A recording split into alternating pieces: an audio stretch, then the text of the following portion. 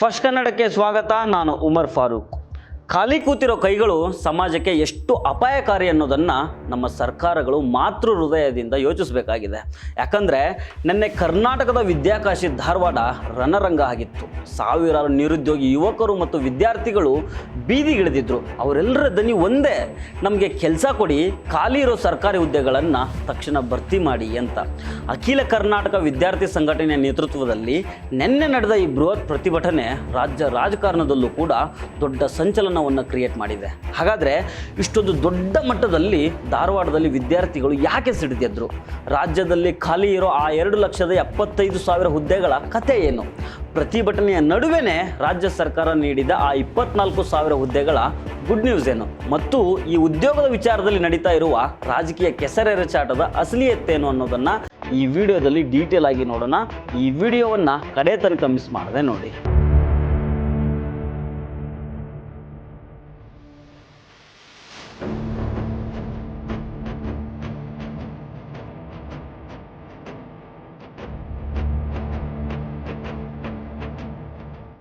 ಮಂಗಳವಾರ ಫೆಬ್ರವರಿ 24ನೇ ತಾರೀಕು ಧಾರವಾಡದ ಶ್ರೀನಗರ ವೃತ್ತ ಬೆಳ್ಳಂಬೆಳಗ್ಗೆನೆ ವಿದ್ಯಾರ್ಥಿಗಳಿಂದ ತುಂಬೋಗಿತ್ತು.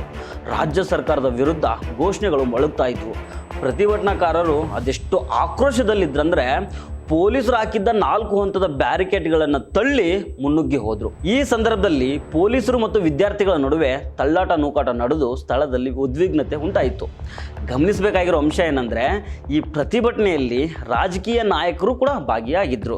ಮಾಜಿ ಸಿಎಂ ಬಸವರಾಜ ಬೊಮ್ಮಾಯಿ, ವಿರೋಧ ಪಕ್ಷದ ನಾಯಕ ಆರ್ ಅಶೋಕ್ ಮತ್ತು ಛಲವಾದಿ ನಾರಾಯಣ ಸ್ವಾಮಿ ಅವರ ನೇತೃತ್ವದಲ್ಲಿ ದೊಡ್ಡ ಮೆರವಣಿಗೆ ನಡೀತು.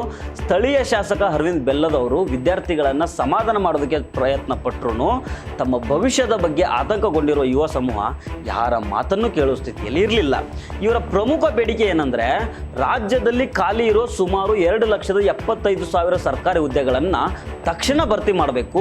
ಅದರಲ್ಲೂ ಮುಖ್ಯವಾಗಿ ಉದ್ಯೋಗ ಆಕಾಂಕ್ಷಿಗಳಿಗೆ ಕನಿಷ್ಠ 5 ವರ್ಷಗಳ ವಯೋಮಿತಿ ಸಡಿಲಿಕೆ ನೀಡಬೇಕು ಅನ್ನೋದು ಇವರ ಬಲವಾದ ಆಗ್ರಹ. ಯಾಕಂದ್ರೆ ಕಳೆದ ಹಲವು ವರ್ಷಗಳಿಂದ ಸರಿಯಾಗಿ ನೇಮಕಾತಿ ನಡೆದಿಲ್ಲ. ಇದರಿಂದಾಗಿ ಸಾವಿರಾರು ಅಭ್ಯರ್ಥಿಗಳು ಪರೀಕ್ಷೆ ಬರೆಯುವ ವಯಸ್ಸನ್ನೇ ದಾಟಿ ಹೋಗಿದ್ದಾರೆ. ನಮ್ಮ ತಪ್ಪಿಲ್ದೇನೆ ನಾವು ಅವಕಾಶವನ್ನು ಕಳ್ಕೊಂಡಿದ್ದೇವೆ ಅನ್ನೋದು ಇವರ ಅಳಲು. ಜಿಲ್ಲಾಧಿಕಾರಿ ಕಚೇರಿಗೆ ಮೆರವಣಿಗೆ ನಡೆಸಿದ ಈ ಯುವಕರು ಸರ್ಕಾರಕ್ಕೆ ಎಚ್ಚರಿಕೆಯ ಸಂದೇಶವನ್ನು ಕೊಟ್ಟಿದ್ದಾರೆ. ಇಲ್ಲಿ ನಾವು ಗಮನಿಸಬೇಕಾಗಿರೋ ವಿಚಾರ ಏನಂತಂದ್ರೆ, ಸರ್ಕಾರದ ಮಾಹಿತಿ ಪ್ರಕಾರ ಕಳೆದ 2 ವರ್ಷಗಳಲ್ಲಿ ನಿರುದ್ಯೋಗ ನಿವಾರಣೆಗೋಸ್ಕರ ಬರೋಬ್ಬರಿ 1,461 ಮಿನಿ ಉದ್ಯೋಗ ಮೇಳಗಳನ್ನು ನಡೆಸಲಾಗಿದೆ. ಅದರ ಅಂಕಿಅಂಶಗಳನ್ನು ನೋಡೋದಾದರೆ 2023-24ನೇ ಸಾಲಿನಲ್ಲಿ 464 ಮೇಳಗಳ ಮೂಲಕ ಸುಮಾರು 6,800 ಮಂದಿಗೆ ಉದ್ಯೋಗ ಸಿಕ್ಕಿದೆ.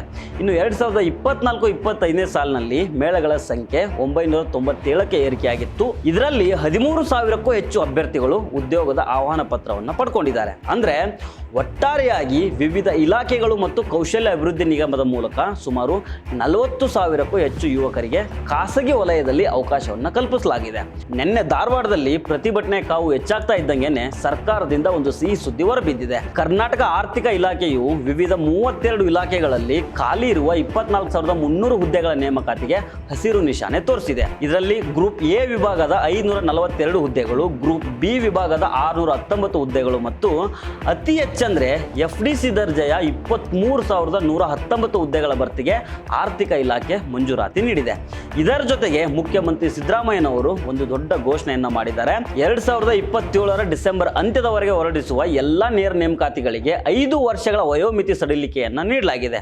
ಇದು ಲಕ್ಷಾಂತರ ಉದ್ಯೋಗ ಆಕಾಂಕ್ಷಿಗಳಿಗೆ ದೊಡ್ಡ ಮಟ್ಟದ ಸಮಾಧಾನವನ್ನು ತಂದುಕೊಟ್ಟಿದೆ.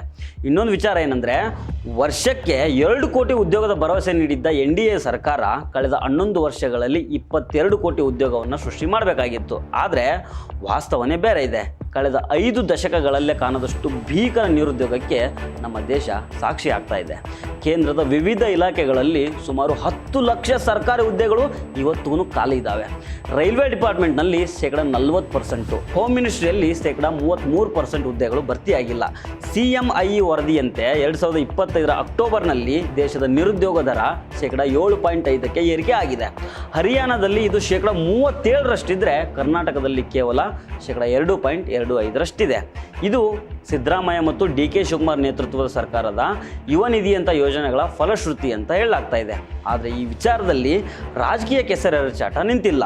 ಸಿಎಂ ಸಿದ್ದರಾಮಯ್ಯ ಈ ಪರಿಸ್ಥಿತಿಗೆ ನೇರವಾಗಿ ಬಿಜೆಪಿ ಸರ್ಕಾರನೇ ಕಾರಣ ಅಂತ ವಾಗ್ದಾಳಿ ನಡೆಸಿದ್ದಾರೆ. ನಾವು ಅಧಿಕಾರಕ್ಕೆ ಬಂದಾಗ ರಾಜ್ಯದಲ್ಲಿ 2,64,000 ಹುದ್ದೆಗಳು ಖಾಲಿ ಇದ್ವು.